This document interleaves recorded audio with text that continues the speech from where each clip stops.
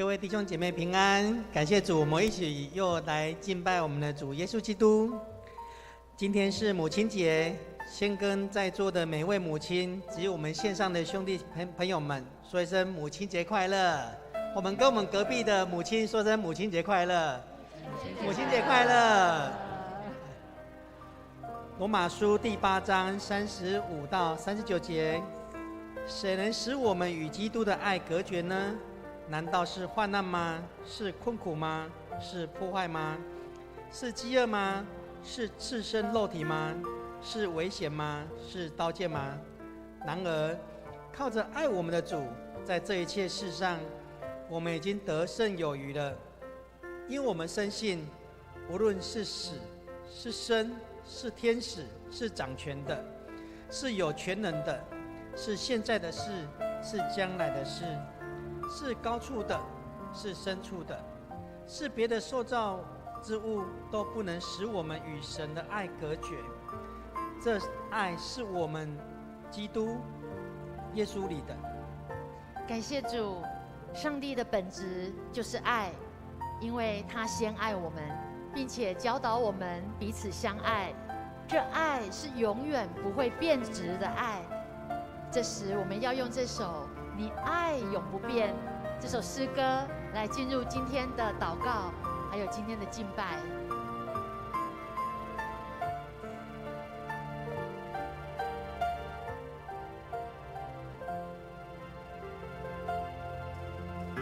你流出宝血，洗净我污秽，将我的生命赎回。你为了我的罪，牺牲永不悔，显明你极大恩惠。我深深体会你爱的宝贵，献上自己永追随。或伤心或凄美，或胜利或失别，愿刚强壮胆，永远不后退。哦，你爱永不变，从今直到永远，深深浇灌我心田。我天选我的船，经常海里上天，都不能叫我与你爱隔绝。你流出宝血，洗净我污秽，将我的生命赎回。你为了我的罪，牺牲永不悔，显明你极大恩惠。我深深体会你爱的宝贵，献上自己永追随。或伤心或凄美，或胜利或失别，愿刚强壮胆，永远不后退。哦，你爱永不变，从今直到永远，深深浇灌我心田。我天选我的船，经常海里上天，都不能叫我与你爱隔绝。这时，我们邀请兄弟姐妹为下面几件事来祷告，为着你个人与上帝的关系来祷告，恳求主赏赐祷告的灵，高抹你我成为一个祷告敬爱主的人，帮助不论在我们逆境时、顺境，凡事要感恩，我们的唇齿结出赞美的果子。此时，为着你个人与上帝亲密的关系来祷告。祭拜我们的父神，主啊，你是我们的主，我们将我们一切掌权在主你的手中。主啊，你不断的聆听我们祷告的声音，赞美主。主啊，我们爱你，你是我们虔诚的爱弟兄的主。是的，主啊，你是掌管万物的主，恳求你赐下每一个属你的儿女有活泼祷告的灵，高抹我们成为一个爱祷告、爱亲近你的人。恳求你洁净我们的心思意念，让我们的心单单渴慕等候你，专心来爱你，依靠圣灵成为刚强壮胆、有信心、有能力的人，并且让我们常常与你连结，彰显你的属性，活出公义、和平、正直、温柔、良善、怜悯、慈爱、饶恕、谦卑、忍耐和喜乐的生命款式。恳求主差派圣灵常常来提醒我们，让我们有固定的读经、祷告以及灵修的生活，操练敬虔与知足的心，让我们有健康丰盛的属灵生命。我们同心在你面前这样祷告，乃是奉耶稣基督得胜的名求，阿们。这时，我们在为着我们教会每一个家庭与上帝的关系来祷告。一个健康的教会是多健康的家庭所组成的。此时，我们为教会每一个家庭祷告，恳求主来成就一人信主、全家得救的应许，使每一个家庭经历救恩的喜乐，成为祷告、赞美、服侍上帝的家庭。赐福每一个家庭中的父母、兄弟姐妹、夫妻同心在基督里，有智慧管理家庭，关心我们的孩子的灵性，在家庭时时充满你的爱，帮助每一个属神的家庭活出美好的见证，来影响我们的朋友与社会。我们这时开口同声来祷告。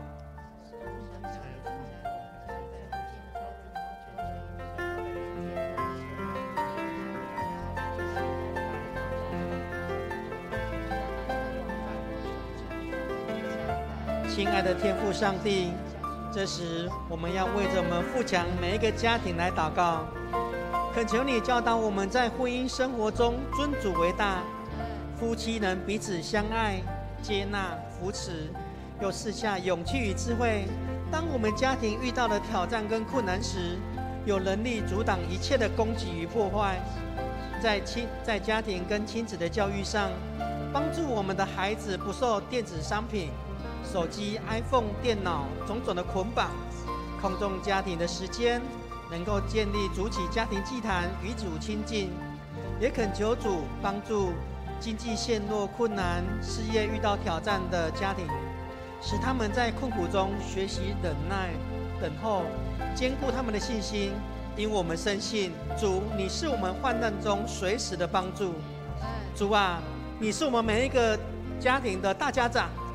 祝福富强教会每一个属神的家庭都能活出美好的见证，来影响我们身边更多的兄弟姐妹跟同事来认识你。我们这样祷告乃是奉主耶稣基督圣名求，阿们。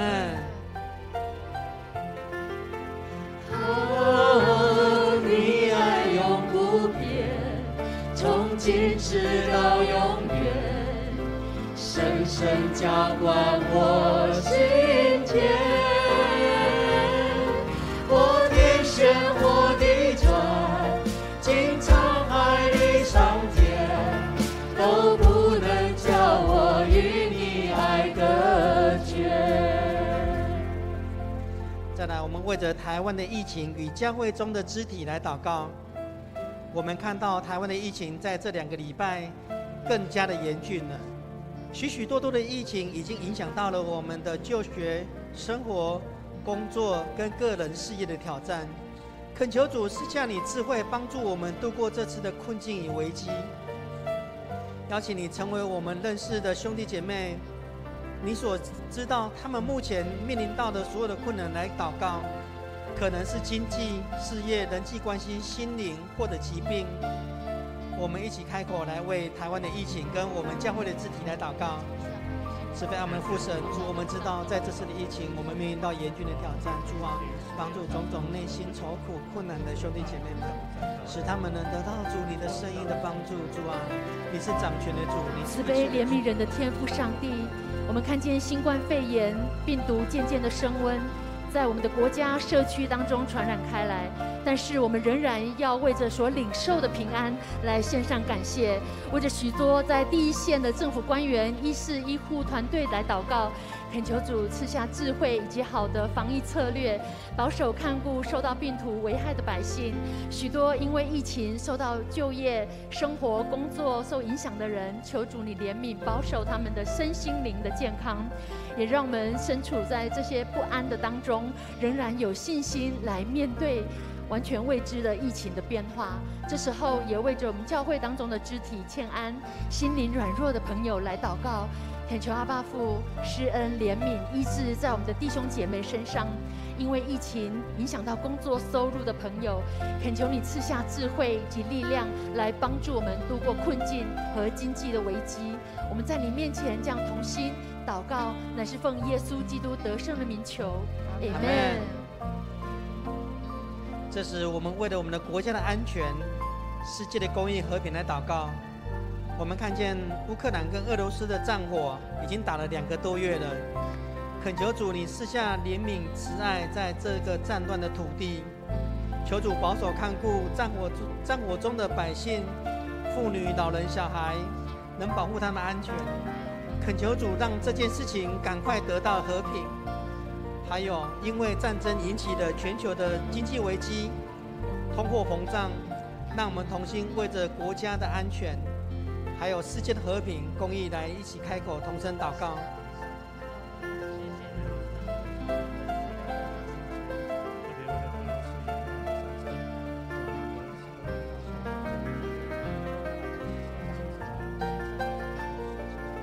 至圣的主，我们谦卑来到你施恩宝座前，你是充满公义怜悯的主。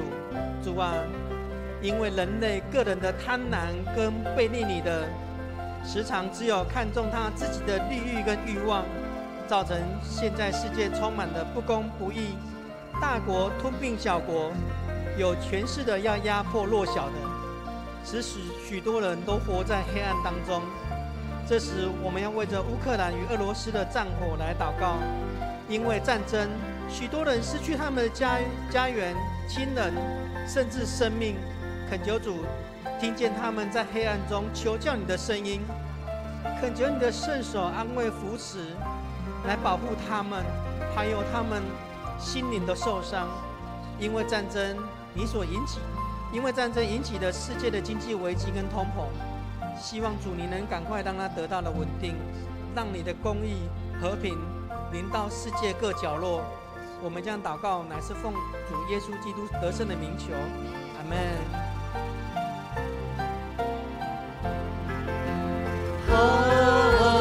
你爱永不变，从今直到永远，深深浇灌我心田。我的旋，我的转，经沧海里上天，都不能叫我与你爱隔绝。你爱永不变，从今直到永远，深深浇灌我心田。我的旋，我的转，经沧海里上天，都不能叫我与你爱隔绝。再来，我们为了教会长职团契首长、各区，还有各区的小组长，还有所有的同工，为着我们富强教会的成为祷告、敬拜、赞美、渴慕复兴、传福音意向的教会呢，带领我们所有的各团契首长，有火热服事的心志，有渴慕敬畏、活泼祷告的灵，是因为服事恩膏满满，大有果效，充满宣教的意向。请我们一起开口来同声为我们教会所有的牧师团契首长来祷告。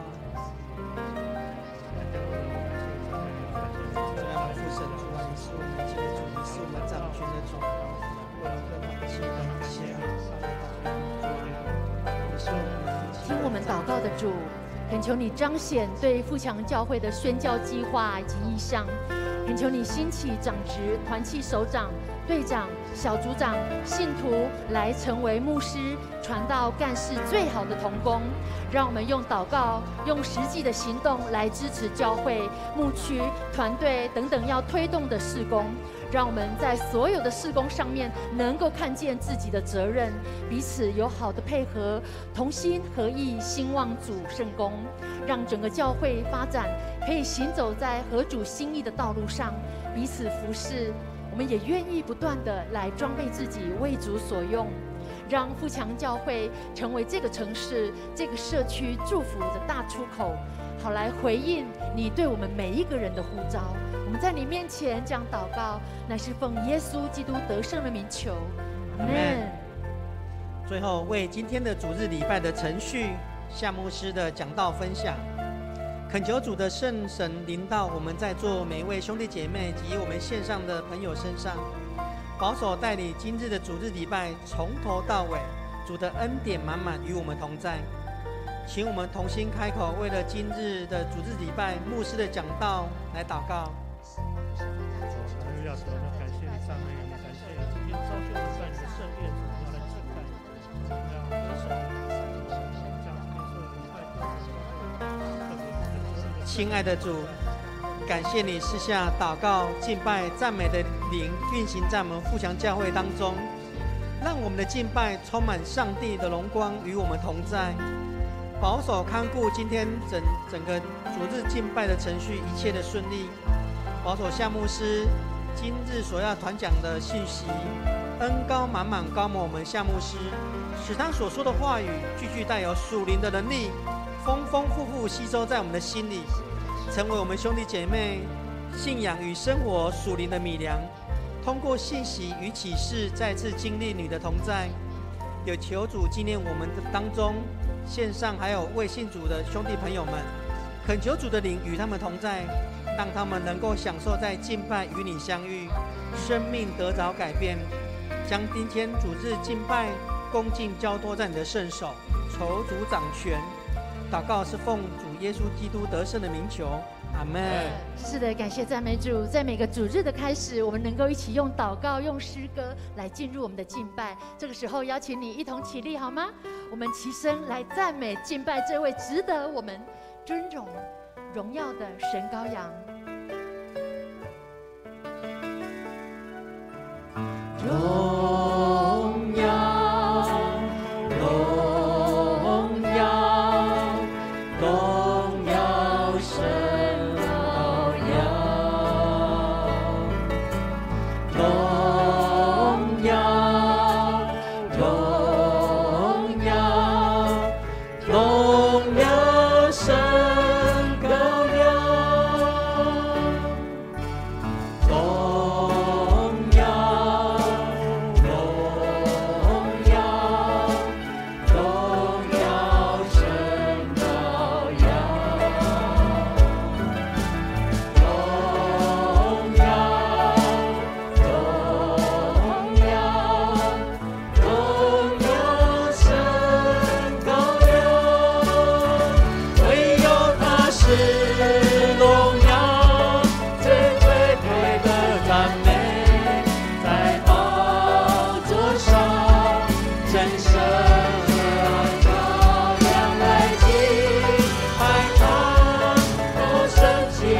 荣耀。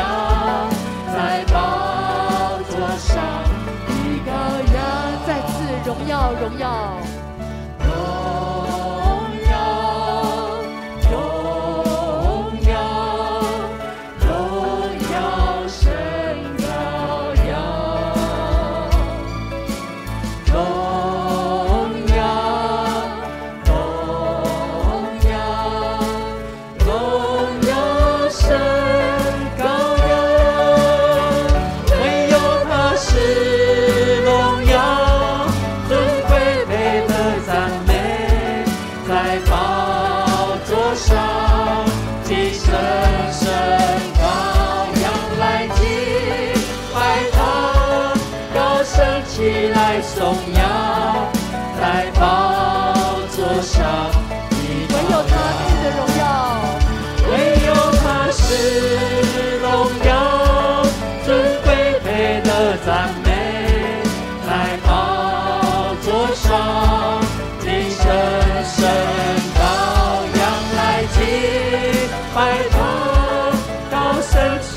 来颂扬，在宝座上的羔羊，在宝座上的羔羊。我要歌颂你生命，哦主，歌颂你生命，哦主，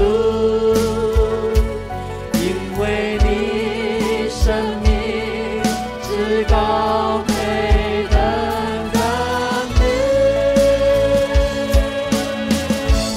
我要歌颂你生命。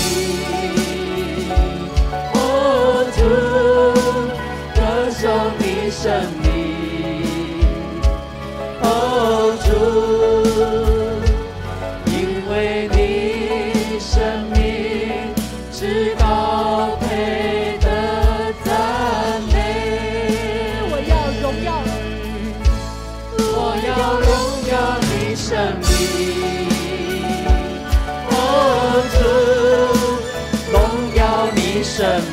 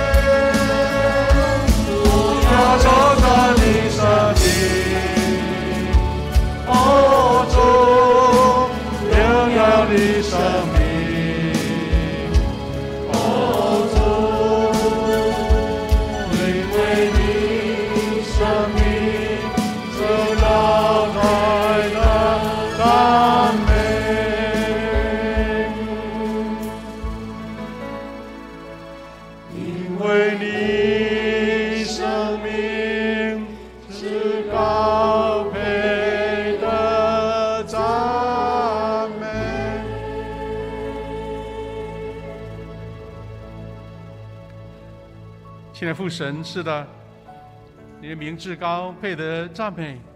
我们一起聚集在这里，将荣耀归给主，也让至高的恩典从天上降下，让我们看见你的恩典在我们当中运行。神啊，今天是母亲节，全地都为上帝赏赐妈妈的爱、妈妈的恩典在我们当中献上感恩。主啊，愿所有的母亲在今天特别得荣耀，特别得尊荣，让他们看见神在他们身上所显现伟大奇妙的作为。愿今天的敬拜荣耀归给你，让每一位弟兄姐妹在这边或是在线上，大家都得祝福，得神的恩典，也得神话语的教导。我们要学习主耶稣教导我们的祷告文，来一起祷告说：我们在天上的父，愿人都尊你名为圣，愿你的国降，愿你的旨意行在地上，如同行在天上。我们日用的饮食，今日赐给我，免我们的债，如同我们免了人的债，不叫我们遇见试探，救我们脱离凶恶。因为国度、权柄、荣耀，全是你，直到永远。阿们。我们请坐。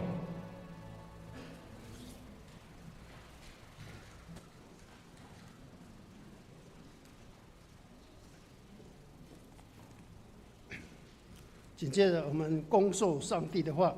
今天的经节有2段，第一段的经节是箴言29章第15节到跟17节，第二段是帖撒罗尼迦前书第2章第6到第8节。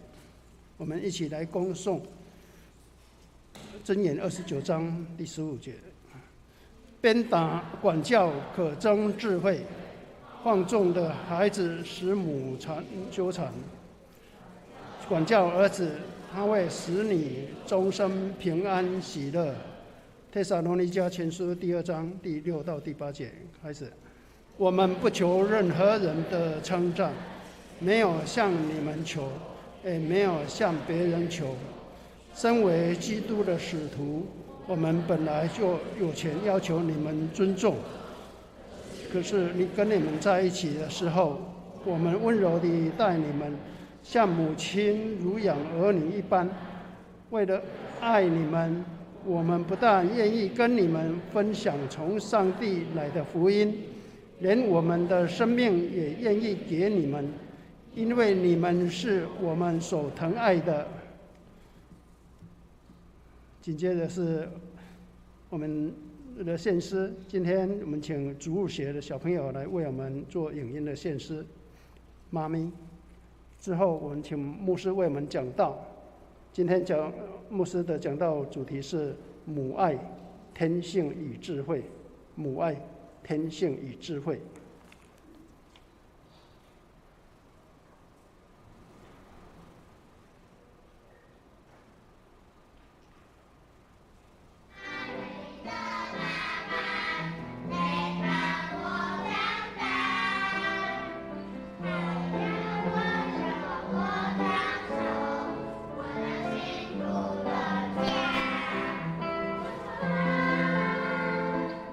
我也要把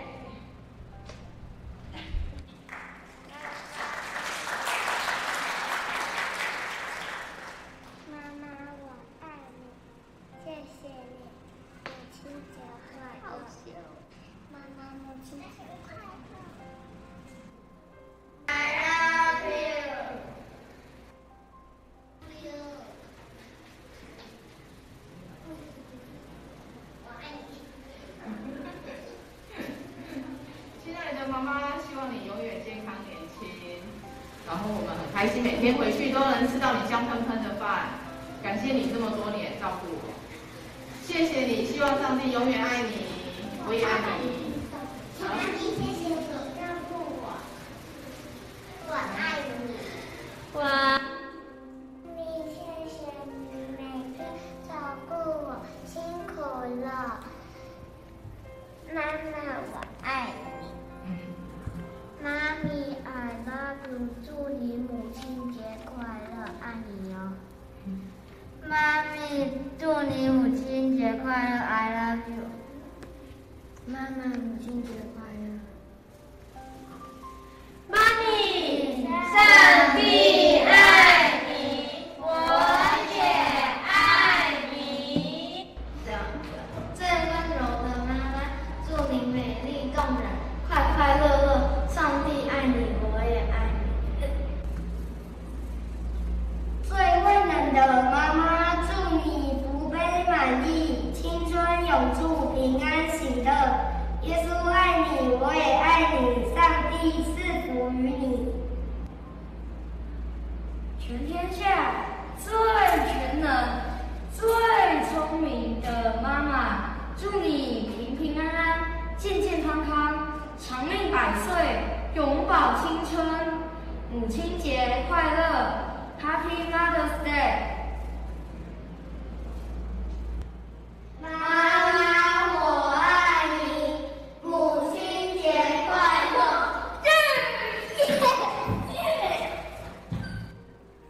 我们在天上的父，愿你的名为圣，愿你的国降临，愿你的旨意行在地上，如同行在天上。我们日用的饮食，今日赐给我们，免我们的债，如同我们免了人的债，不叫我们遇见试探，救我们脱离凶恶。因为国度、权柄、荣耀全是你的，直到永远。阿门。阿门。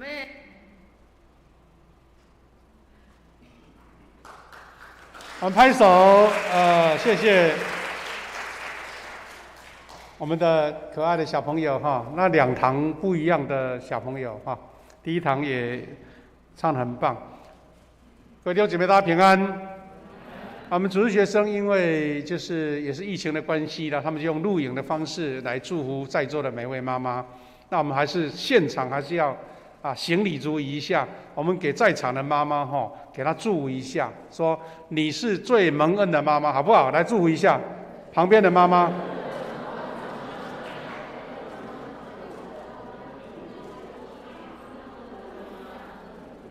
蒙恩的妈妈是表示所有的幸福都在了哈，所有的幸福都在。我们要分享主的话，我们一起来祷告。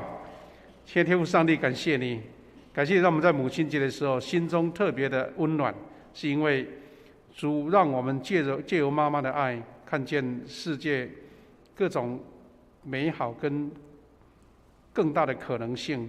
在主的爱之下，我们得着祝福，得着恩典，也让妈妈将上帝的爱在我们身上来显现。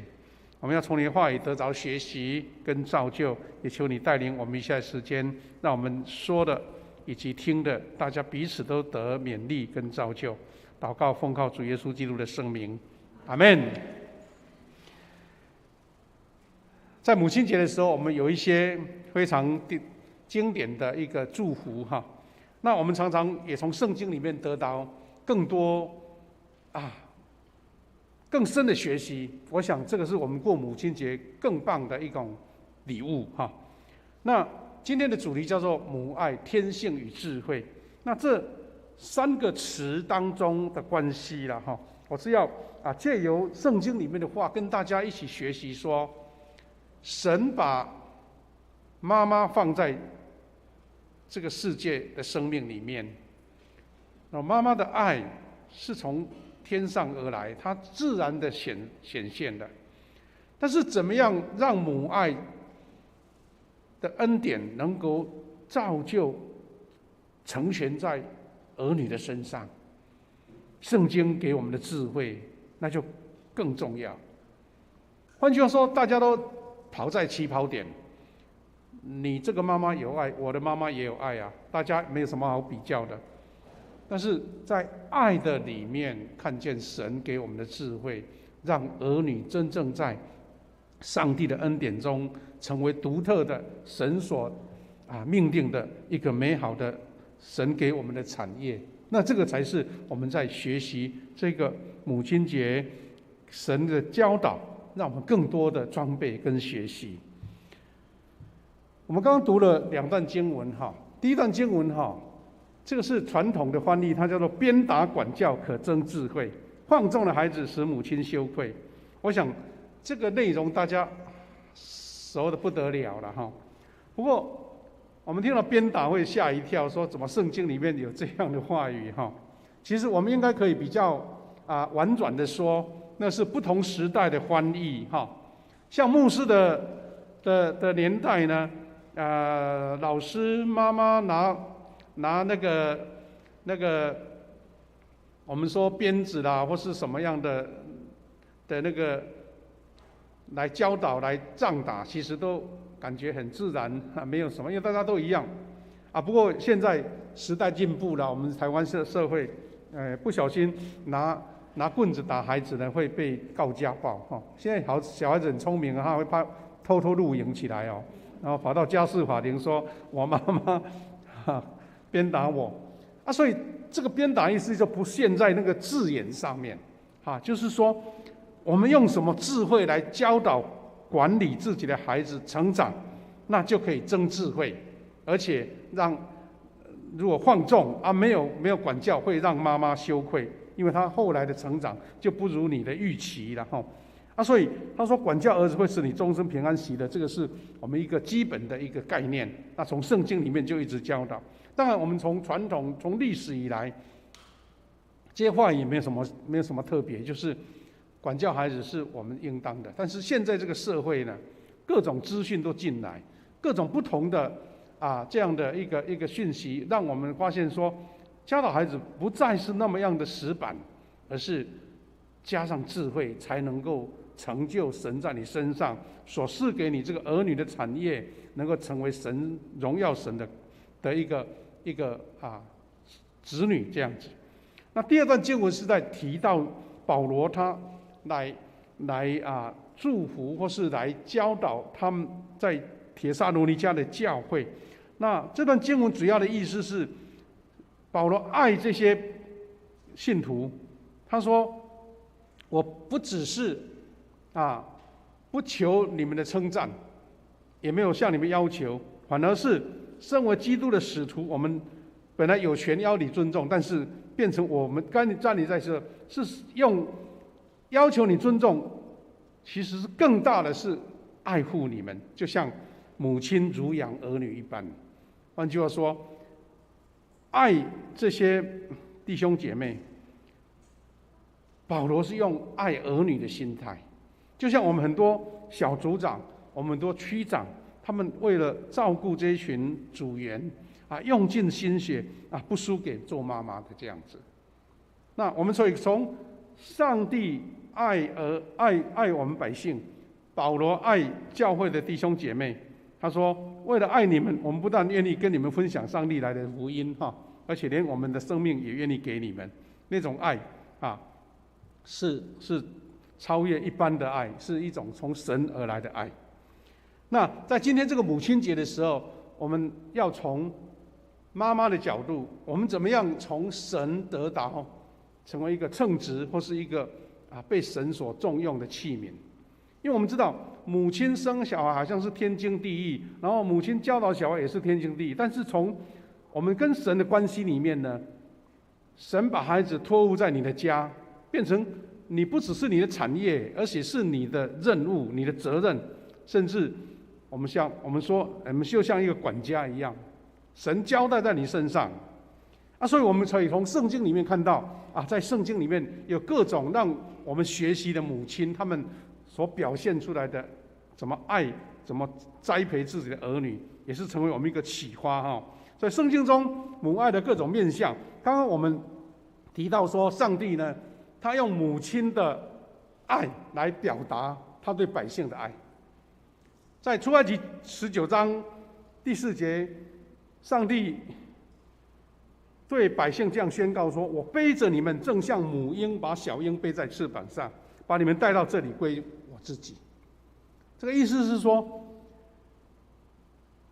上帝要怎么表达他对百姓的爱？他就用母亲的角色，让百姓一下就理解到，哦，原来上帝就像母亲一样爱我们，而且把它背在，像母鹰把小鹰背在翅膀的上面，然后归到这里，就是归主的保护、归主的祝福、归主的恩典。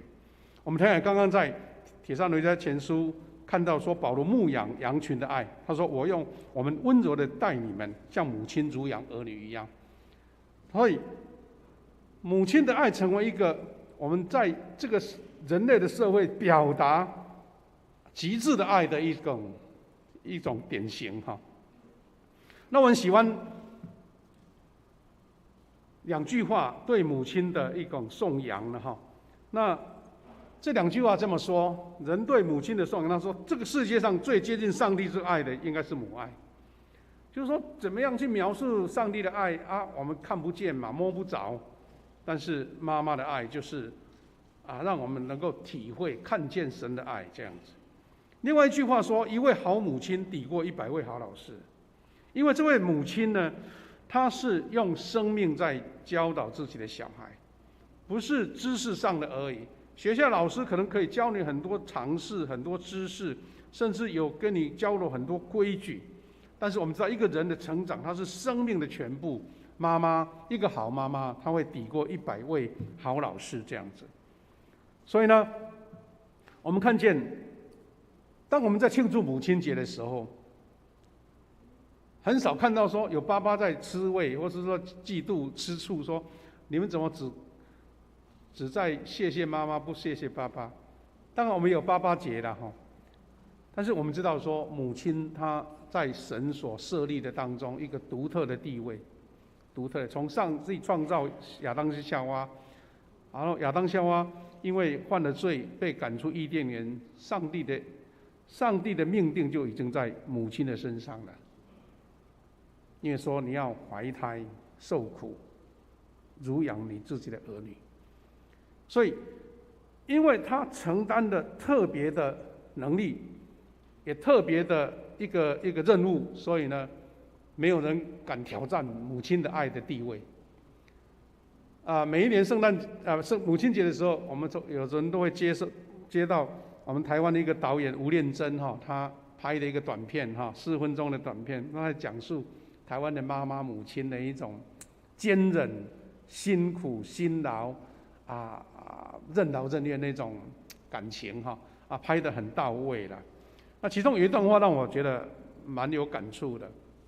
他说他的妈妈吴念真的妈妈要过世前，他曾经问他说：“妈妈，你一生就是劳苦，忍受许许多多的这些委屈，而且好像都是为别人而活，你有没有感觉你很觉得有一点那个哀叹或是后悔？”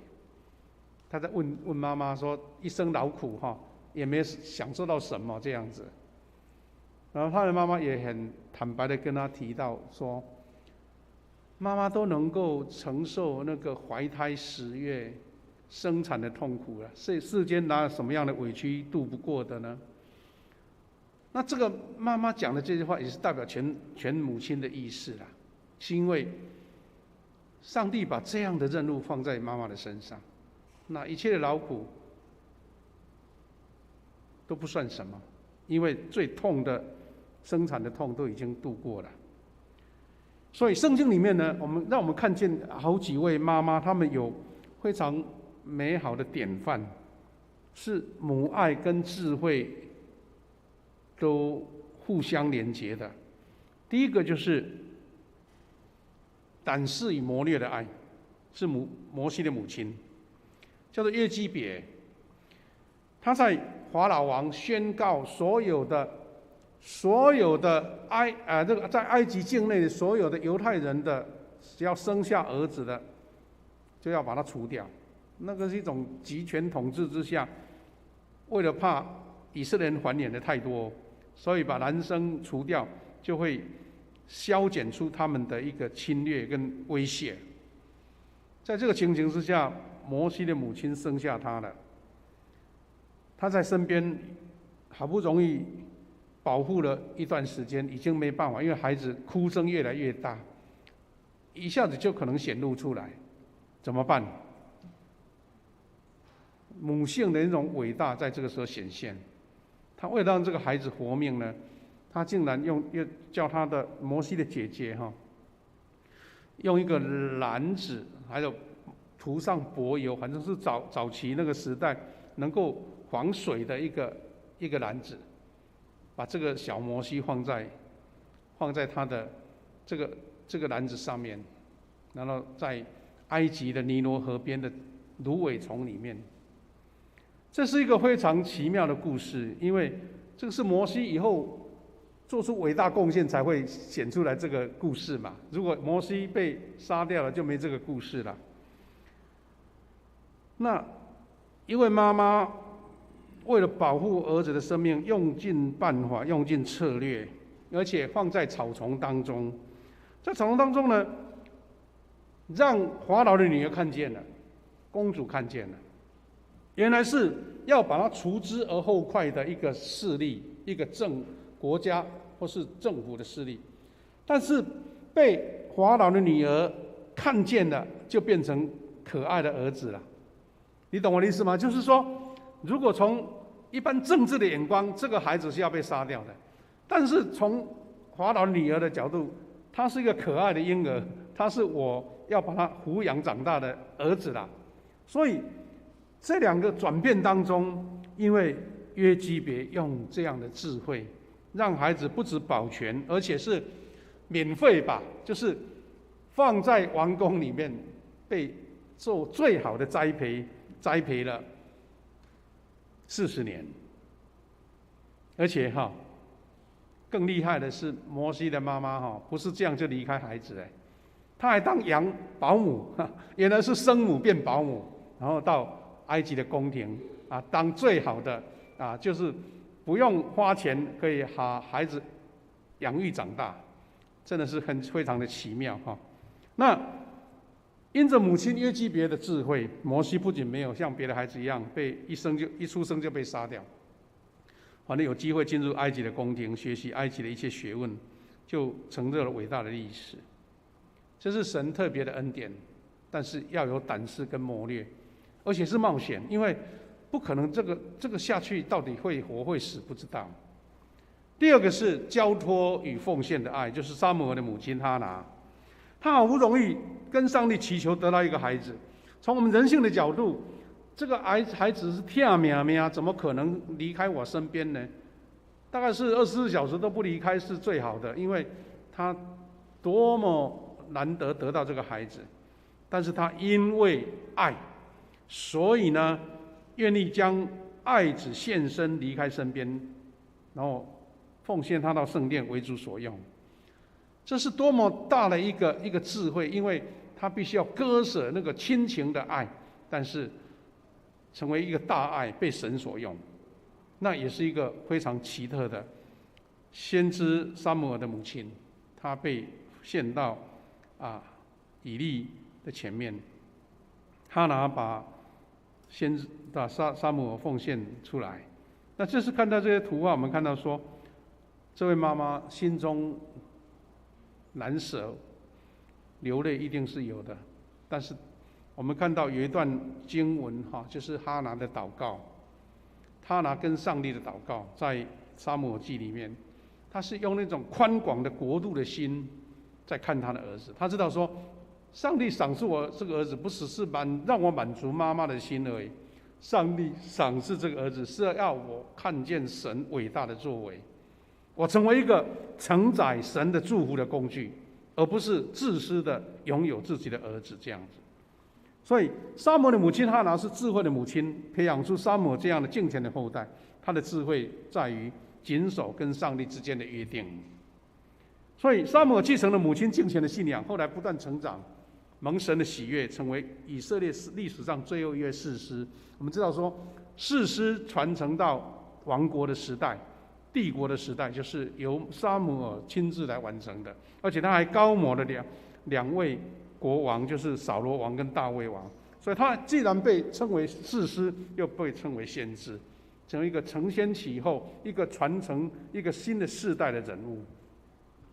如果这位哈拿他爱孩子，舍不得他离开，他顶多也不过是在以色列人的社会里面，可能一个会做生意的要不然就是做了很多好事的人，但是他被推到那个关键的地位，被神所重用的地位。你看这样的智慧必须要先割舍。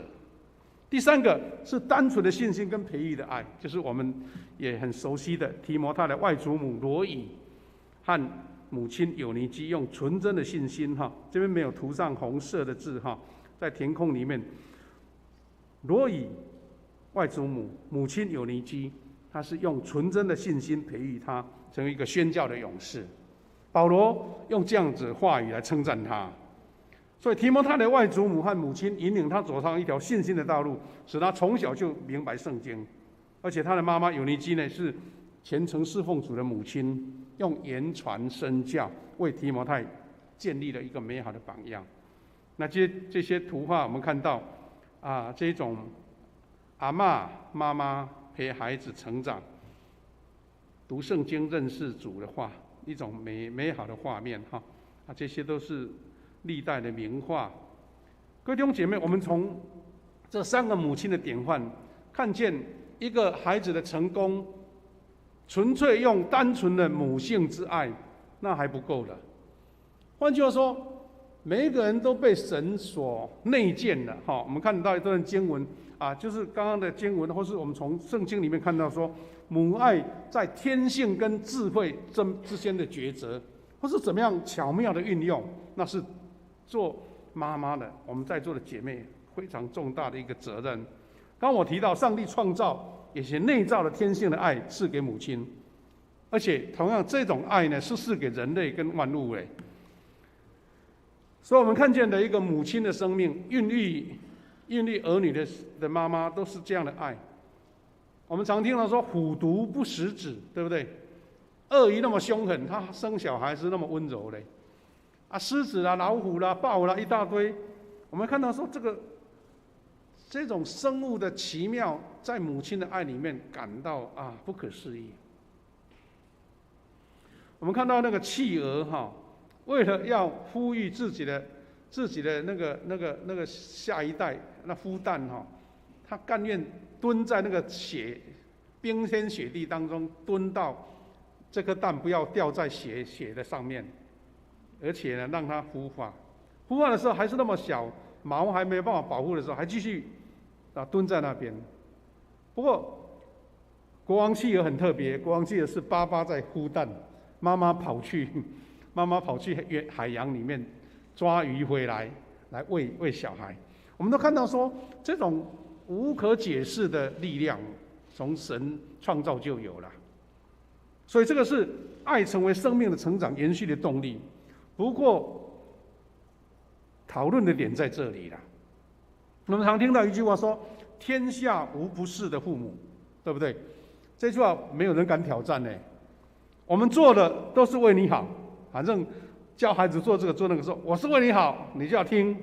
好了，如果这样的话，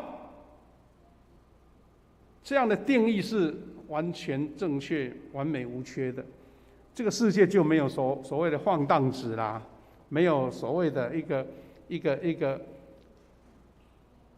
叛逆的孩子，就没有了。反正妈妈所做的都对嘛。问题在这里，这个成了我们对亲子关系的刻板印象。但是当我们知道出于天性跟善意，并不常常是正面的帮助。换句话说，随自己母性的爱、天性的爱，并不真的就是能造就栽培一位我们说成功的好了，或是说一个健康成长的孩子。最近看到一篇文章说提到说怎么样呢？有那个当公务员的父母亲呢，他竟然是最怕他的儿女回来找他，很怕。为什么呢？因为在邮局的窗口那个在那个汇款的窗口看见那个人生的百态，这位母亲偷偷的请邻居帮忙带他去邮局，把他每个月政府发给他的退休金或是养老金，偷偷赶快把它领出来，因为他怕隔不久呢，他的儿子或女儿跑回来，压着他到邮局领款，然后把钱拿走了，然后又让妈妈孤独在家里面。因为他说这个故事啊，那些邮局的窗口的人员看见这个人生百态。我们也常常看到那个很特别的一个故事，说公务员的儿女，他用尽办法请医生不要让他的爸爸拔呼吸器，因为拔掉了，他钱就领不到了。我们可以看这些世上这些我们感到非常残酷的画面，我们就会看到说，难道这一个公务员的爸爸或妈妈不爱孩子吗？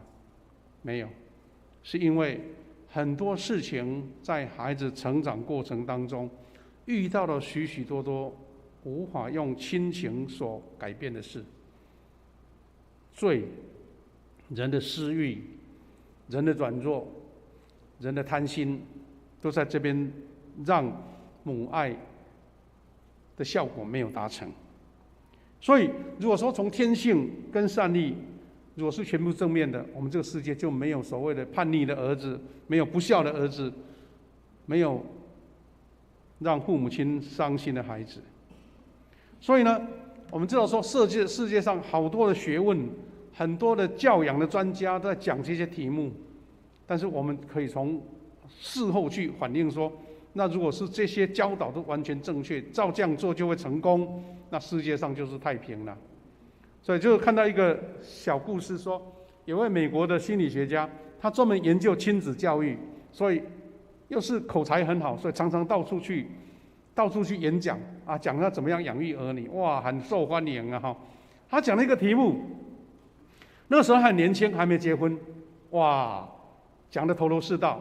他的主题叫什么呢？养育子女的12个必备条件，或者说这个不能缺，一定要照这样做，哇，很有信心讲。不过后来他结婚了，生下第一个孩子，感到说哇，原来跟我想的不一样。后来他就不敢那么大胆了，他就改成第2个题目，改成养育子女的12个建议。换句话说，这个建议给你们参考没有办法保证哦。后来又生了第2个了，他越想越不对，说哇，那怎么办？这个孩子两个人性格都不一样，所以他就越来越谦卑。第3个题目是说养育子女的12个提示哈。换句话说，我们不敢保证我讲的你都要这么做就会成功哦。那这个是显示说，养育儿女好像有一些原则没错，但是真的如果没有神的智慧，我们只能期待，只能希望他不要走错路，不要想歪了。那我们看到，从比例上来讲，犹太人的家庭，他主要的教育责任是落在母亲身上，所以妈妈这个名称在犹太人的社会是很尊贵的头衔。虽然早期也是一样，妈妈在这个社会的地位不高，但是在家里面她是成为一个尊贵的名称哈。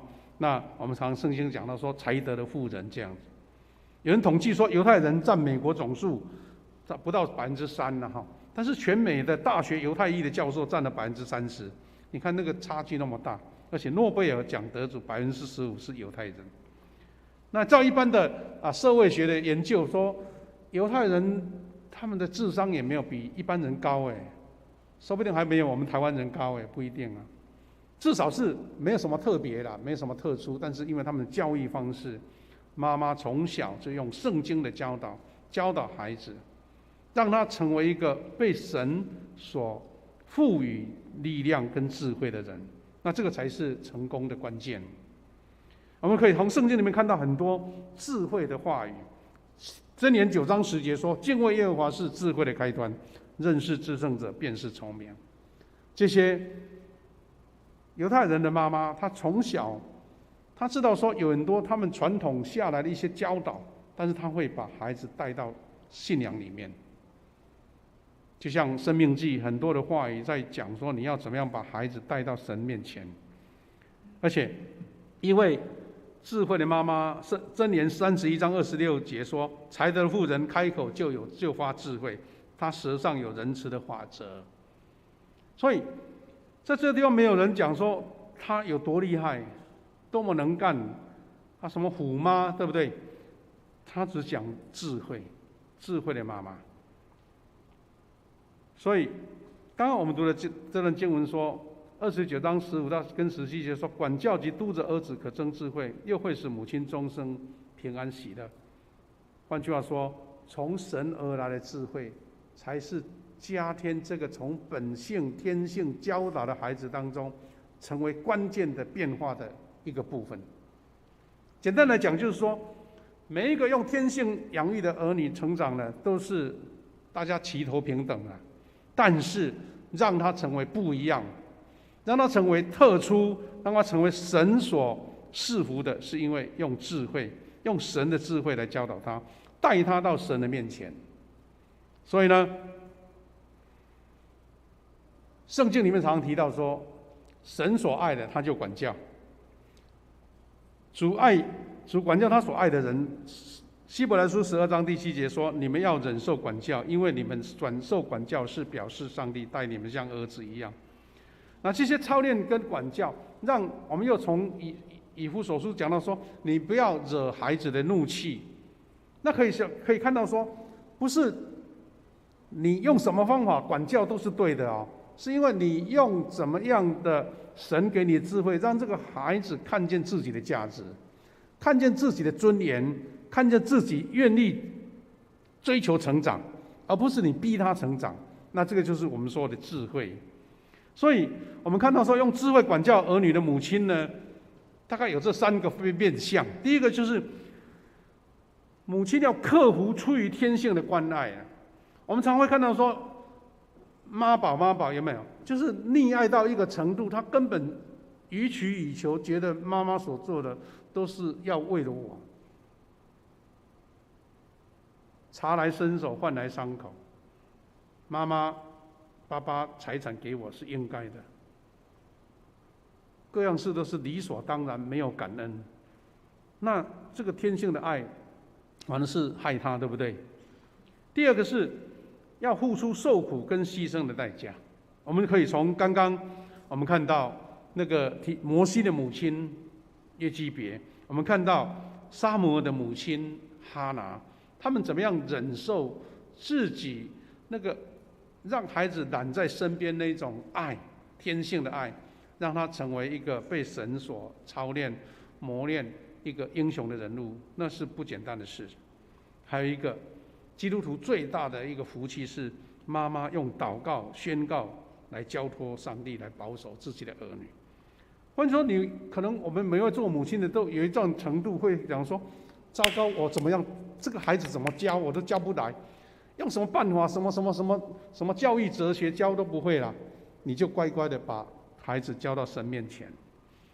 我们可以看到一个典型的人物，就是我们说一个圣人啊，奥古斯丁哈，在中世纪的一个奥古斯丁，一个圣人，他就是聪明到妈妈根本不会教他。那聪明不代表他每件事情都对的。年轻的时候，哇，放荡、游乐、玩乐，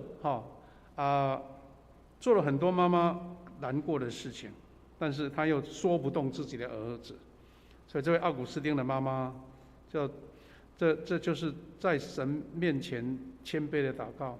他的名字叫莫妮卡，他跟神祷告说：这个儿子太聪明了，我教不来，求神亲自来教导他。经过好久好久的祷告，这位年轻所有世界的享乐都享受完之后，他知道说这一切都是虚空，所以他就悔改了，回到神面前。然后他写了一本出名的书，叫做《忏悔录》，奥古斯丁忏悔录。他把自己曾经年少轻狂的那些故事写了下来。来描述自己曾经所做的荒唐。但是如果没有他的母亲锲而不舍的为孩子祷告，也可能他是一个可能是天才，或是很多学问在他身上，但是不会成为一个神所重用的仆人。我们说教父以前的那个特别有很多著作，或是对整个基督教贡献很大，他就把他称为教父那神的恩典在我们当中，我最近看了2个出名的母亲的故事。那我们从圣经里面这些话语，要分享给大家说，我们自己去做一些判断，到底什么样的妈妈才是神所使用的妈妈？第一个母亲就是台湾出名的导演叫张艾嘉，她的母亲，她做母亲的告白了。她在10年前呢写了一篇文章是她做一个母亲的一个心灵告白。她的主题叫做"上帝把儿子还给我，我把自由还给儿子"这样子。然后她的故事可能有人看过，我是说点出她的一个重点。我们知道张艾嘉从年轻就是非常出名了，而且他就是人怎么样，非常的自由，反正不受拘束的大概他是跟林青霞同时代的影星然后他从影后变成导演，什么事情都在他身上都很成功。他后来就生了一个儿子，他把他取名叫奥斯卡。他就用尽心力要栽培自己的儿子成为是最棒的孩子。他怎么样呢？他说一直以为重要的是圣名，时时要保持常青，不管是婚姻还是儿子，都当作是自身招牌的一个金漆，从未将自己高处放下，好好审视一下生活。所以他等于是用他自己的理想来雕塑自己的儿子了。从小就教他怎么规矩，吃饭的规矩，有礼貌，说话要非常的温和，什么样的教导都从他身上要雕塑这个孩子。而且后来他带领他的孩子成为一个非常耀眼的童星，在香港或是在台湾这样子。不过整个事件就他小时候被绑架，整个全部翻盘了。他说自己苦心打造，竟会给儿子带来杀身之祸。所以被绑架之后呢，脱险了，他开始学会用妈妈本来的面相、本来的爱去爱他，不是用外面这种雕琢，给他穿最好的礼服，买最好的用品，上最贵族的学校，音乐啦，那些基本款都有了，所以什么样的学习都来了。但是后来呢，他因为孩子被绑架回来，整个人你知道惊吓足足走了3年，这个孩子才走出来。他知道说他不能再用这种方式来教养自己的儿女，所以他就陪伴他，吃最简单的，穿最普通的衣服，让他的小孩去跟一般的同学到麦当劳吃那个麦当劳，然后他陪他一起生活。他一个事情让他很感动，他说有一次他陪孩子到埃及旅游因为要骑骆驼小孩子还不够大，这骑骆驼会晃，他把他抱在身上。在那个时候，这位孩子竟然给他讲了一句话，说妈妈谢谢。他说所有的感动，所有的成就不超过这句话。他这句话给他以前所付出的，他都觉得已经足够了。所以他后来慢慢陪这个孩子，3年之后才脱离那种恐惧、忧伤他自己讲了一句话，我觉得很有意思。他说：“我让他成为全校最优秀的学生，他没有谢谢我；我让他成为当红第1童星，他也没有谢谢我。我倾家荡产去交赎金，当时跟歹徒讲到最后是800万的港币，还好后来是报警，用警察的方法把歹徒抓到了。孩子被关在一个纸箱里面，而且上面还放了金子啊，放了一些香啊，准备说拿到钱就要把他杀掉了。这个孩子是九死一生了。他说这些都没有谢谢我，连付那么多的赎金要去保他都不谢谢我。但是说，竟然在那个埃及的大沙漠里面靠在我怀里的时候，他由衷的谢谢我。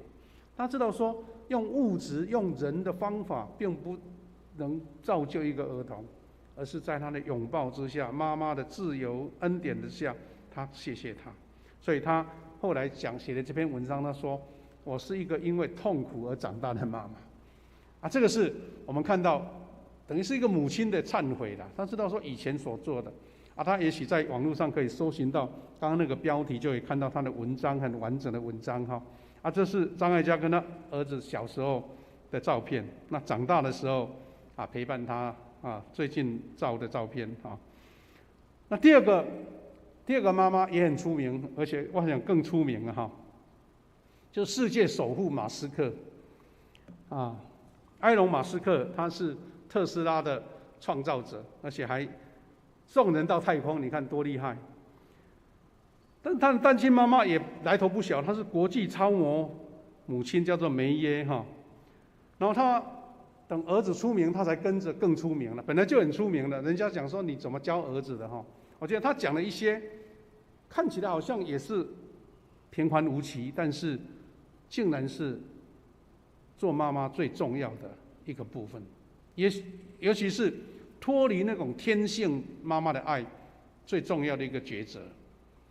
这个妈妈怎么说呢？这个梅耶说，她从不告诉他们应该学什么科目，也不检查作业，她认为这个是他们的责任。那当然是要让他学习自主嘛，学习负责嘛。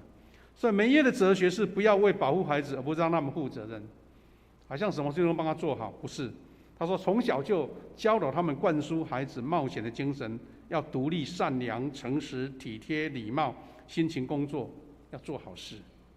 而且他还让孩子不习于奢侈，就会活得很好。不要宠坏他们，确定孩子安全之后，就让他们自己寻求想要的事物。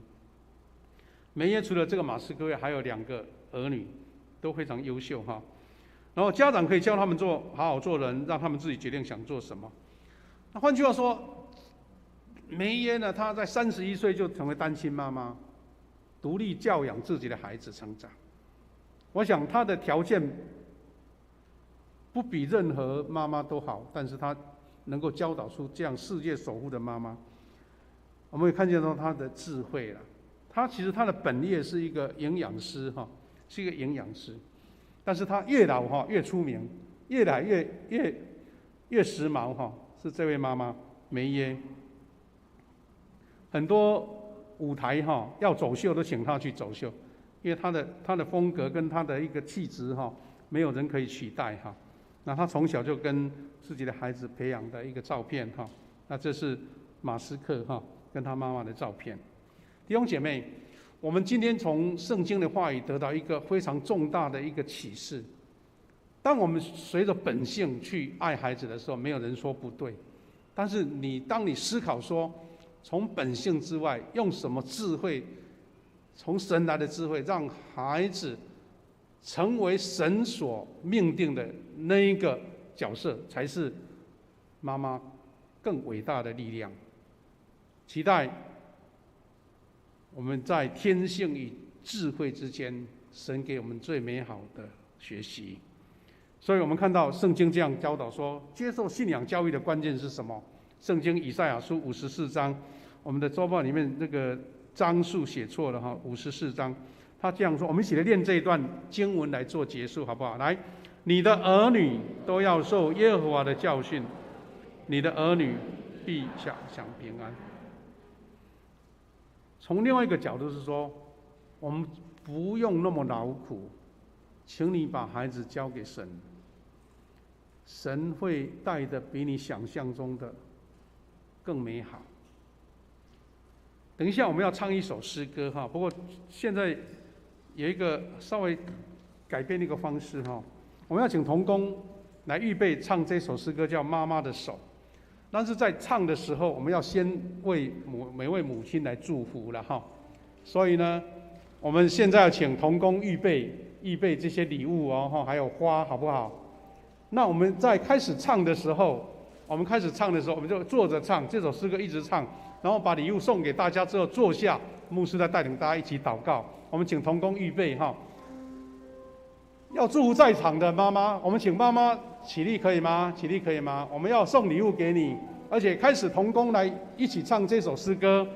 妈妈的手哈，我们请敬拜团也拿麦克风一起帮忙来唱。拿到礼物，那请你坐下哈。谢谢这些母亲从神得到恩典哈，拿到了再坐下，我们可以慢慢唱，一次两次都没关系。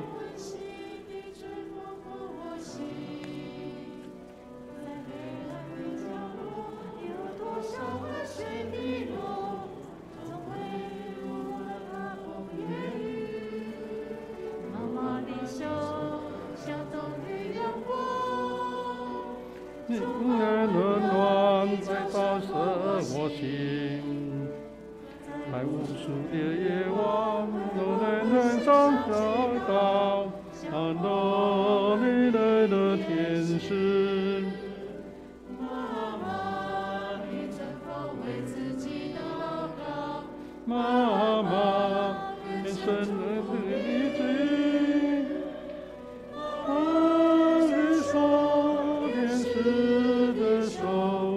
像是浪漫快乐的手，妈妈，你曾否为自己祷告？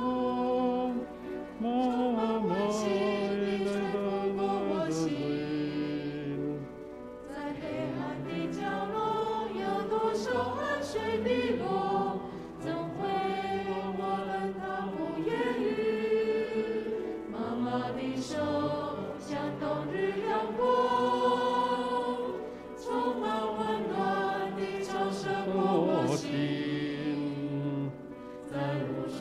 不知道有没有姐妹妈妈还没有拿到礼物的举手一下，没有举手一下，我给你。还有在婴儿室里面会唱的一起来唱。那眼神如你，妈妈的手，天使的手。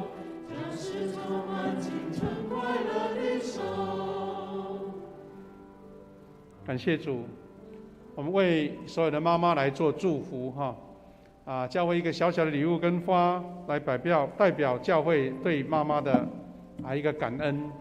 我们第一个从圣经里面的话，我们找到神是给我们天性母爱还有智慧来教养自己的儿女，让儿女被神所教导，成为神所爱的，神所命定的，神所成就的。第二个，我们为这个疫情来袭的时候，这一次是每一个人都要面对，独自面对，没有政府帮你的忙了。求神让我们有健康的身心去应付病毒的攻击，身体健康能够完全安全的度过。我们也为年长的小朋友还没打疫苗的，还有可能有体质较弱的，求神保护他们也平安度过这次疫苗的攻击，这次那个疫情的攻击。第三个，我们为自己的家人，为自己的妈妈献上感恩，求神恩待他们，让妈妈有健康、喜乐、平安的心，也让每一位妈妈都被神所爱，被神所触摸。也为自己的家人祷告，求神赐福在这个恩典的时刻，妈妈成为我们每一个人的骄傲。我们也为自己的家人，也为病痛的弟兄姐妹献上祷告。我们一起开口，或是在默祷当中为一些事情来祷告。天父神，感谢赞美你的恩典，你的能力浇灌在我们当中，你的喜乐在我们当中。感谢赞美主，求平安赐给我们，能力赐给我们，祝福赐给我们，让我们看见神在我们当中显现美好的作为，也神的异样在我们当中。主啊，求你圣灵亲自当中，感谢赞美你，哈利路亚，赞美你。亲爱的天父上帝，感谢你，我们从圣经里面得到很大的学习。神已经把妈妈的爱放在每一个母亲的身上，但是神更要我们用智慧将妈妈的爱显现出正面的、合神心意的、对孩子有帮助的爱。主啊，赐给我们这样的智慧，当我们软弱不足的时候，让每位妈妈能够将孩子交在神手中。我们确信神所赐予的是最美好。在疫情当中，我们再次将每位弟兄姐妹交在你手中，无论在线上的或是在座的，我们在这一波的疫情来袭的时候，每一个人所面对的挑战都一样，但是我们需要的是神保护我们身心灵都健康，没有恐惧，没有担忧。当被感染的时候，我们身体是有足够的力量去支撑，让我们能够顺利度过这一次的疫情。我们将每一个家庭交托给你，特别是母亲在每一个家庭重要的角色，主啊，求你赐给他们健康、喜乐跟平安，让他们有神特别的恩典跟保护。我们也将教会中病痛的兄姐交托给你，求你赐下你的医治，赐下你的恩典，赐下你的安慰跟扶持，也让我们再来的日子每一天，因为我们有交托跟依靠，我们就平安喜乐，每一天都是得神的恩典。祷告奉靠主耶稣基督的圣名，阿们。接着我们一起来奉献。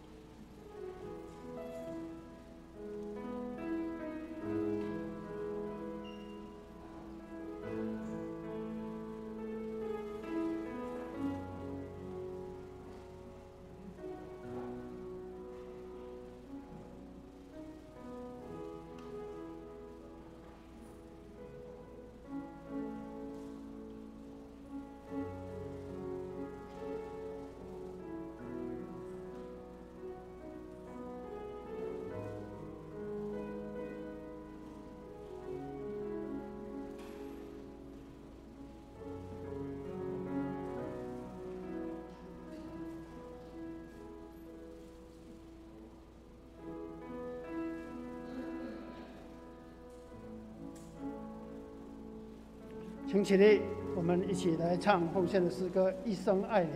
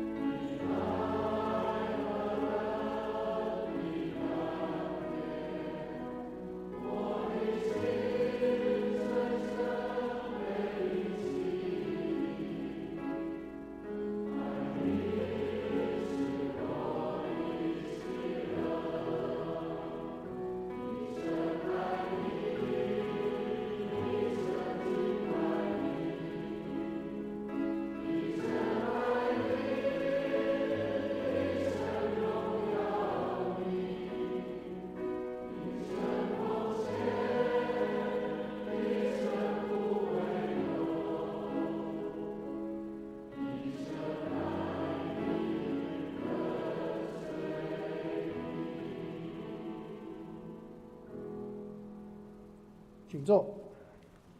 这是我来报告我们今天的内容。我们报告之前，我们请来攻读本页的经句。我们周报后面还有荧幕都有，我们念2次。开始，我自出母胎就在你手里，从我母亲生我，你就是我的神。诗篇22篇10章10节。我自出母胎就被交在你手里，从我母亲生我，你就是我的神。诗篇22章篇10节。我们下周的服事同工，请大家留意。第3页的出席讯息、聚会讯息内容，请大家过目了解。第4页，我们肢体交通，我们感谢今天母亲节，我们主日学的师生特别录制献诗的影带，对我们每一位母亲的祝福跟感谢。还有我们原本全家福的拍照，因为疫情的关系，所以改到父亲节的时候再进行。第二点，我们5月15号总会是大众传播中心奉献的主日，特别我们请退休的陈宇顺牧师来代表为我们请安跟证道，我们也特别为他们的经会来关心和代祷。第三点，我们因为疫情的扩大，所以有很多措施，很多一些单位都会暂停运作，像我们爱心午餐、心灵转角、松联团契等等其他单位都暂停聚会，以及我们要举办的一些聚会活动，像6月份的以及8月份的6月份的长职的灵修会，8月份的40周年宣教会的参会也都暂停举办。我们教会为了疫情的关系，鼓励大家建议大家都去接打疫苗，最好多3剂完成接打。尽量减少到人潮多的地方或非必要的出入公共场所。第4点，我们5月20号有邀请刘进长牧师晚上的恩典时刻的祷告会，以及5月29号主日的培灵会，或是请大家踊跃参加。第5点，我们6月份的事工预告，请大家过目了解。第6点，我们教育装备的团队有理财有道的班，以及经营有道的班，时间、地点也请大家过目了解。第7点，爱山陪伴以及离婚关怀的消息，请有意向的，我们会有右边的 QR code 可以扫描报名。其他消息报告是我们之前有为乌克兰奉献的，他们总会特别回馈了一些要用的口罩，请到有奉献的，请到办公室去领取口罩。还有我们的奉献证明已经准备完成，都放在我们的办公室，请需要的大家去领取。第8页的奉献有出入的，请向财务组来订正。以上简单报告，请牧师补充，谢谢。虽然今天疫情的关系妈妈出席的没有以前多了不过还是要祝福每位母亲、每位妈妈得神恩典跟祝福那刚刚满珠长老说，我们送的那个鲜花的康乃馨还有剩一点点，所以要开放给谁呢？今天刚好妈妈没有来你可以带回去，代表教会给她祝福的，先去给满珠长老领好不好？听说还有30几支这样才不会浪费掉，好不好？那意思就是说，我多拿几支比较没有意思了，就是说你妈妈刚好今天没有办法来到教会，你带回去代表妈妈说，祝你母亲节快乐，这样子好不好？感谢主。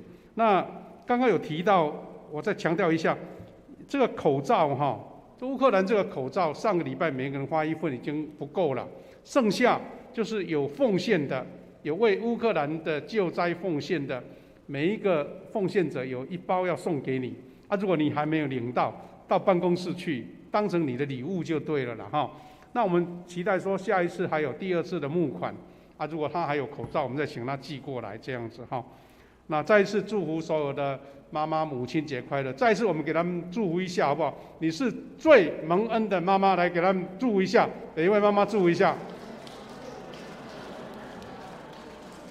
上帝祝福你们哈。好，那疫情大家都很了解，希望大家出入都平安啊，最好是常常有酒精在手上，把它擦一擦哈，因为你接触谁不知道谁会感染了哈，只是让我们身心灵都很平安，平安度过这样子哈。好，我们要来做结束，谢谢。请起立，我们来唱最后的诗歌《我的神，我的王啊》。之后，请牧师为我们祝祷。我的神，我的王啊，我要遵从你的命，我要永远遵从你，我要称颂你。一起来领受神来的赐福。愿主耶稣基督的恩典、上帝的慈爱、圣灵的保守相通，与在现场以及线上所有的妈妈同在，是给他们智慧、信心跟能力，成为神恩典的出口。也祝福每一位弟兄姐妹，大家喜乐平安，平安来度过这一次疫情的侵袭。愿三位一体的神跟大家同在，从今时直到永远。阿们。阿们，阿们，阿